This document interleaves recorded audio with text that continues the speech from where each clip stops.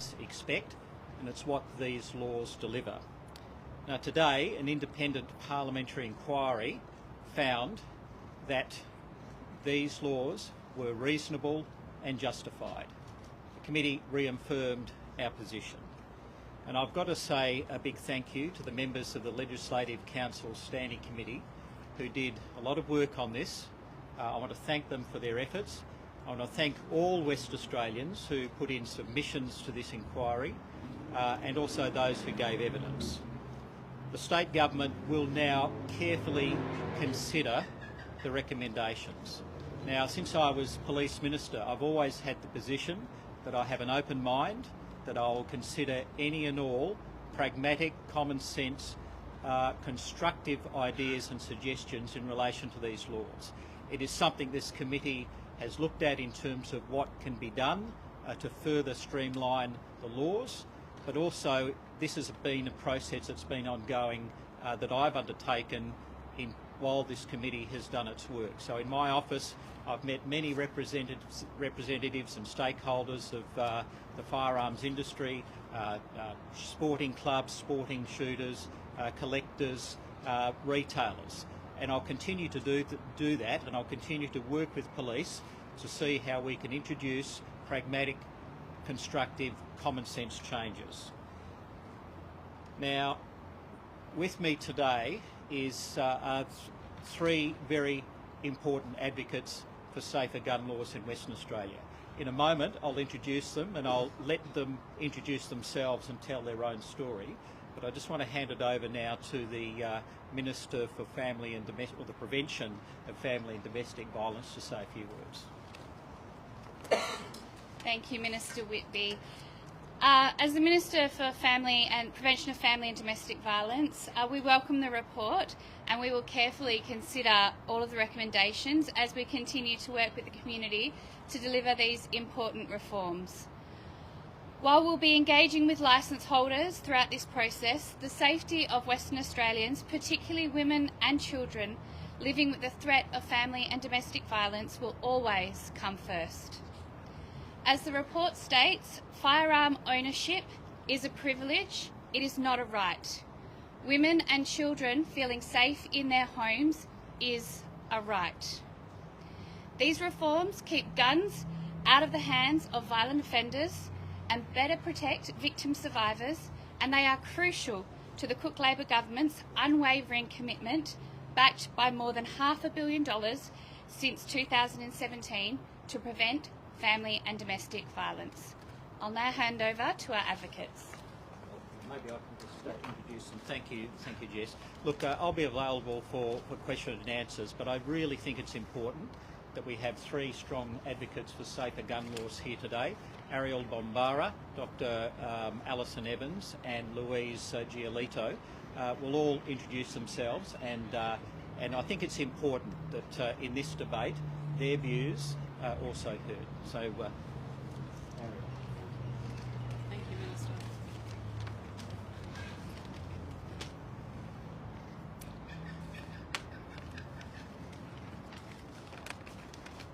I liked what the Minister was saying earlier about gun ownership being a privilege, not a right, because it is a privilege. And so, with that in mind, I strongly support the WA government in the complete implementation of the Firearms Act reforms. The privilege of owning a firearm should not outrank the public's right not to be threatened, intimidated, coerced, and brutally murdered by one.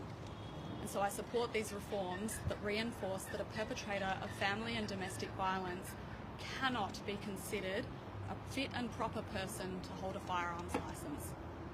We owe it to the women and children living in fear for everybody to get on board with these reforms. And in my father's case, I hear people talking about, oh, but what about knives? And this is not a knife issue, we're talking about guns today. And my father was not a healthy man, he couldn't move very fast.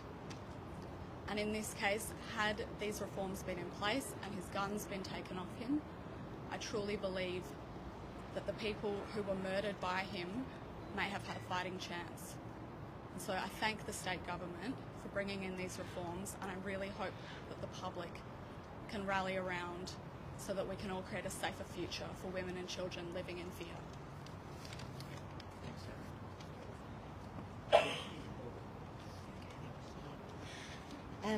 The Parliamentary Committee's review findings really support the firearm reforms and prioritise the safety of all Western Australians.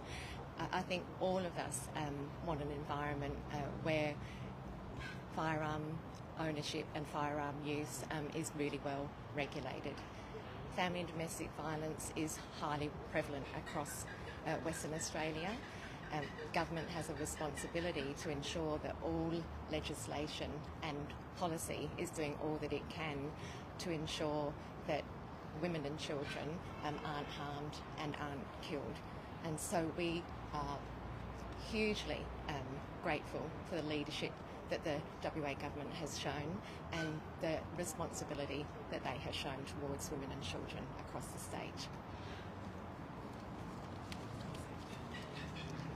Hi, my name's Louise Giolito. I'm the CEO of the West Australian Council of Social Service. I stand here today as a very proud West Australian of having the strongest gun laws in the nation. They were overdue. At the focus and at the centre of this is the safety and well-being of all West Australians.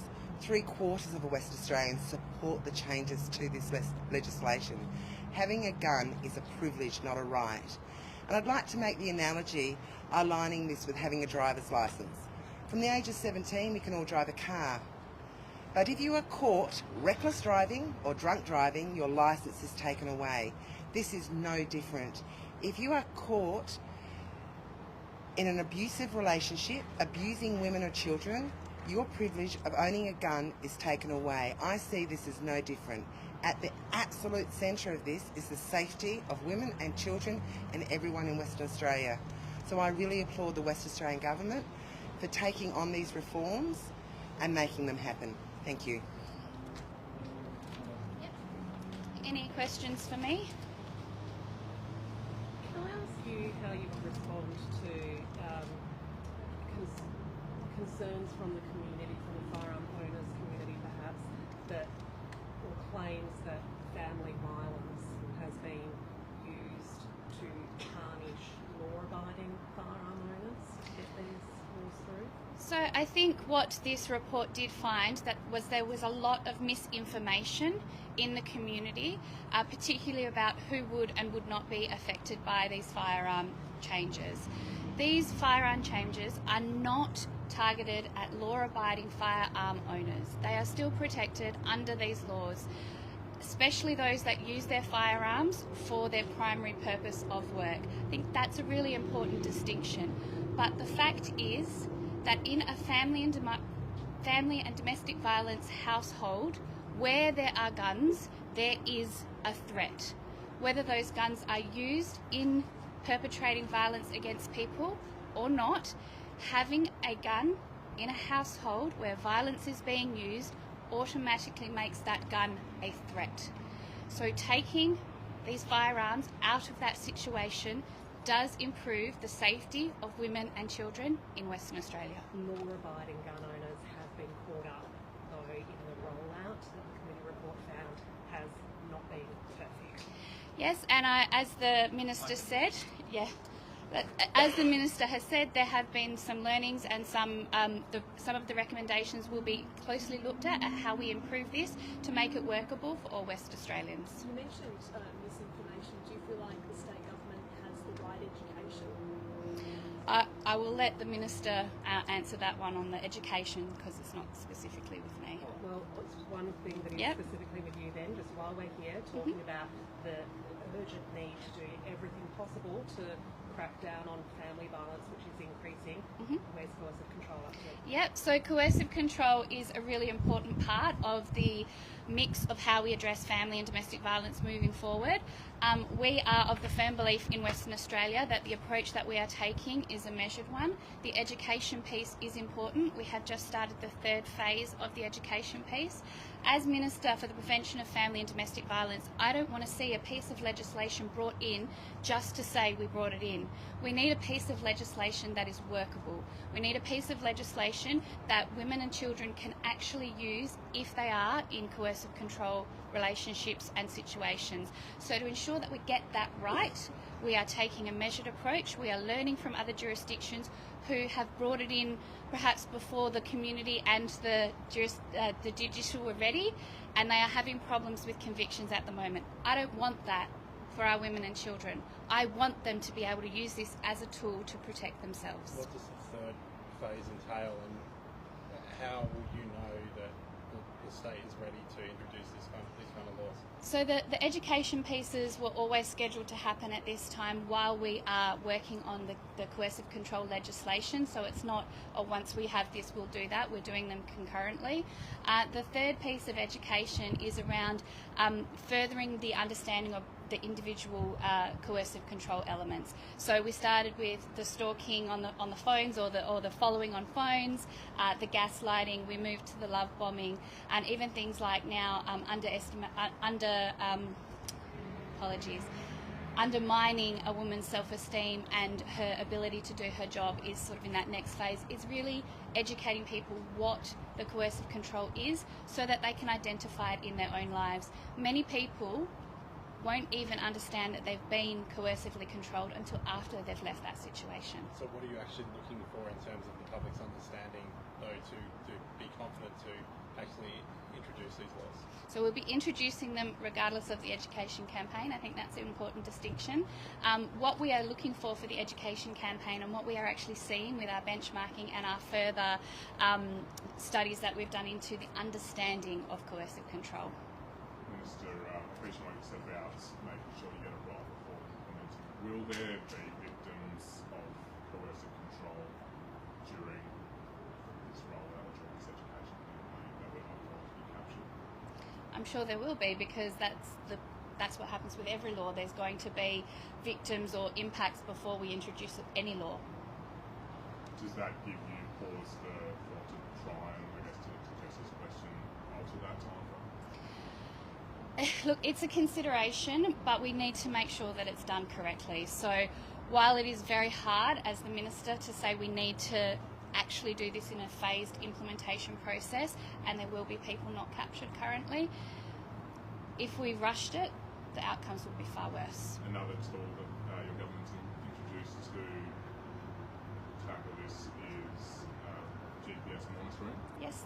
We know that there were issues, and I appreciate it's not you that It's okay. but we know there were issues, particularly in regional areas, basically regional women couldn't be kept safe as a result of this. Do we have any update as to whether those issues can or have been a workaround that has been worked with those women at all? Yeah, so operationally I don't have the detail for you. What I can say is that the electronic monitoring is a bail condition. So the justice has to be convinced that the perpetrator does not pose a risk to their victim before electronic monitoring can be imposed as a bail condition. So if the judge decides that this person does not pose a risk to the community or to their victim survivor, and they are given bail, this can be imposed as a condition.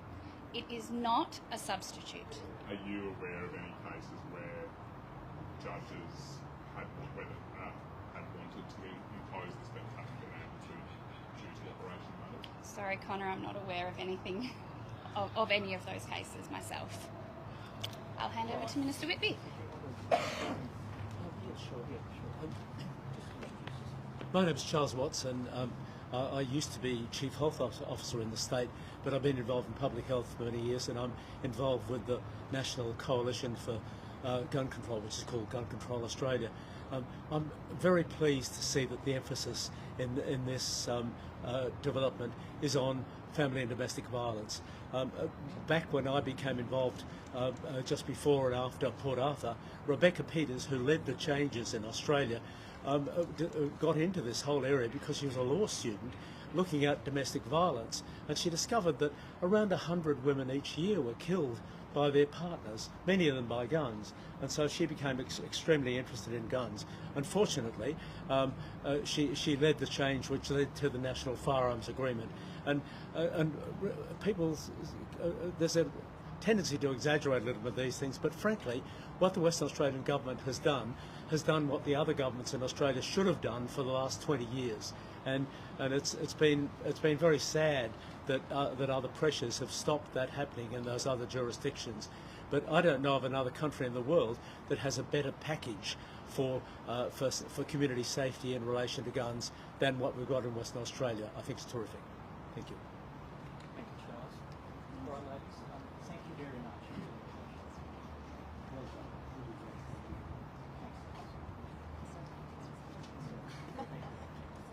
Alison, Ariel, Louise, are we able to just ask a couple of questions very briefly? Of who, sorry? Alison, Ariel and Louise? Yeah. You ladies happy to ask. Only a couple, I promise. Well, if I don't want to answer it, I'll Absolutely, absolutely. No, I'll defer to Alison if you stand with me. Look, Ariel, I mean, just to give you an idea of what I'm wanting to ask, and of course it's up to you, but I do just wonder how it has all sat with you that you have undeniably your words and everything your family went through has sort of become the torch for this firearms reform and a rallying cry for this, and I just wonder, how that sits with you and whether you see this report and the laws as they stand now as somewhat of a legacy.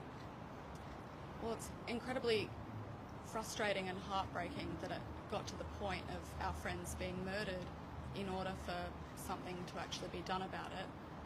But I do appreciate that the government took it seriously enough to, well, I know that the reforms were already in the works, but once everything happened, they then drove it further and have really put in some tough laws. Obviously, we can't guarantee that people still won't be murdered by guns, but as I said before, in my father's case, you can't run from a bullet.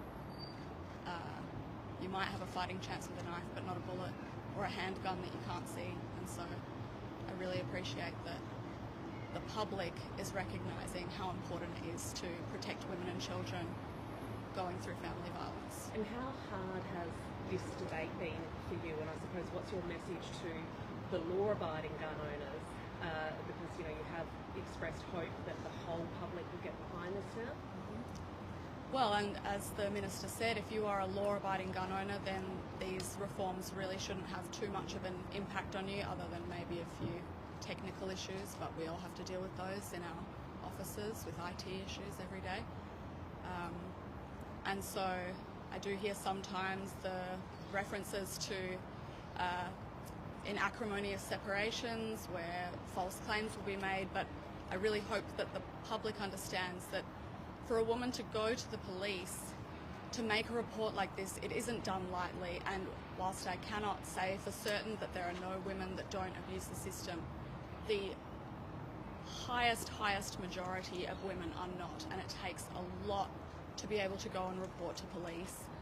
And so if a woman is reporting to police that they are in fear of their partner's ownership of a gun, whether or not the man believes he is perpetrating or not, he has done something to scare her. And being scared while going through an acrimonious separation should be enough. Separations are hard enough on the best of people, and I don't think anybody going through that kind of stress should have access to a gun anyway.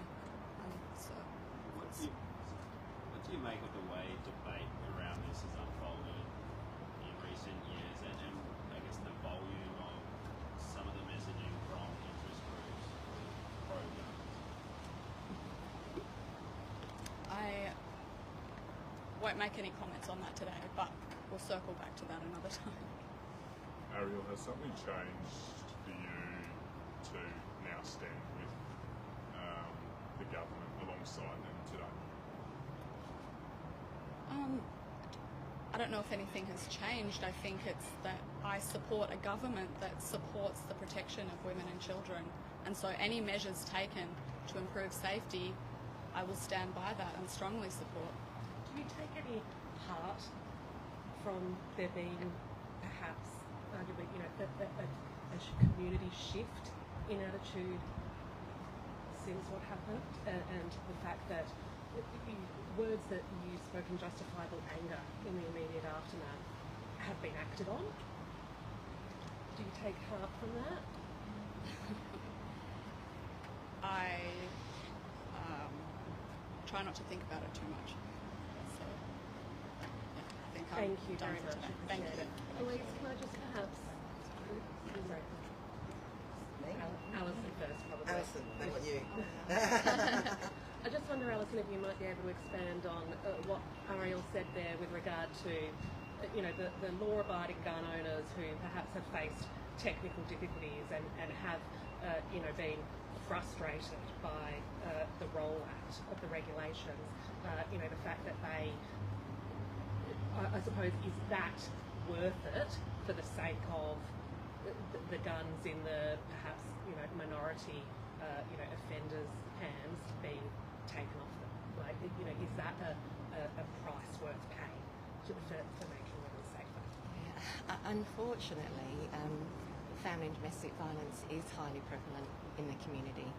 And that's something that we all have to face up to. We all have to acknowledge and recognise that we've got a responsibility, and we've got a responsibility to do everything that we can to be preventing harm that's caused by those coercive and controlling behaviours, but also from domestic and family violence, homicide. It's such a hugely serious issue in our community. And so of course we appeal to every member of the community, and including those responsible owners of firearms and firearms licences, to please stand with us and support us in our efforts to prevent violence against women and children across the state. We can't do it on our own, and it's not fair and reasonable to expect us to.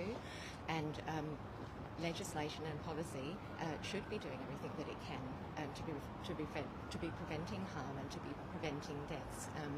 And government does have a responsibility. They are in a position of leadership, and they do have to stand up and step up, and where they can, which is primarily through policy and legislation, for it to be effective and long-lasting, they need to make those changes, and the community's got to back them, and we know that the majority of the community does. Speaking of government stepping up, I mean, whether there's a lot or just a few law-abiding gun owners who do unfairly get caught out by vexatious complaints or by, the technical process of trying to comply with new licensing requirements, I mean, it does a bigger onus need to be on the government and on police to increase resources to sort those issues out more quickly, to ensure that there's public confidence in this process?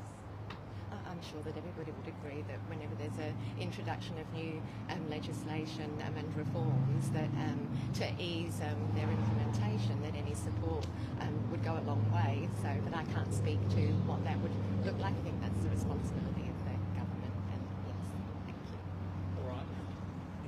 Can I answer that question? Please. Can you ask that first question? Well, I suppose the first one? Yeah, it was about the inconvenience about gun owners. Yeah, and whether, look, it has been for a few months, and it's been a volatile debate, and, even the Minister apologised to law-abiding gun owners who have been faced with a system that didn't work. Was that a price worth paying for the sake of getting some guns off the streets? The answer to that is 100% yes. I know it hasn't been a smooth rollout, and part of the report today indicated that the digital portal needed improving. But at what cost? And to every law-abiding gun owner who had some level of inconvenience, just know that more than likely you've saved a woman and a child's life. I think it's worth it. So we're calling out to those responsible gun owners, those law-abiding gun owners, to actually get behind this, because people's lives aren't being lost. So the big question, at what cost? So it's not a big issue. And I also want to sort of reflect on when we had COVID. We all had to wear masks, we had to social distance to keep the community safe. There was a lot of inconvenience in that, but it definitely saved lives here in Western Australia that we didn't see in the eastern states. I see this as no different. Ladies, thank you so much. I'll let you take a break. Appreciate it.